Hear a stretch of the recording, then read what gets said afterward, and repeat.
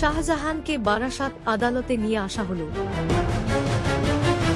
SC/ST মামলায় অভিযোগের ভিত্তিতে আজ বারাসাত আদালতে প্রোডাকশন করা হয় শেখ শাহজাহানকে।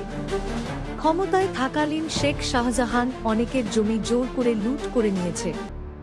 সেই সময় এক ব্যক্তিকে অকথ্য ভাষায় গালাগালি করেছিল জাত তুলে। কেন্দ্রীয় গোয়েন্দা সংস্থা গ্রেপ্তার হবার পর শেখ শাহজাহানের বিরুদ্ধে সেই ব্যক্তি মামলা করে। তার ভিত্তিতেই আজ বারাসাত আদালতে তোলা হয়। শুনানি হলেও এখনো অর্ডার রিজার্ভে আছে। ওর একটা SC/ST মামলা ছিল এবং প্রায় বছরখানেক করে প্রোডাকশন হয়নি। আজকে সেই কেসে প্রোডাকশন হয়েছে। প্রোডাকশনের ডিফেন্স বেল অ্যাপ্লিকেশন করেছে। সে বেলটা আফটার হিয়ারিং ওটা রিজার্ভে রেখেছে।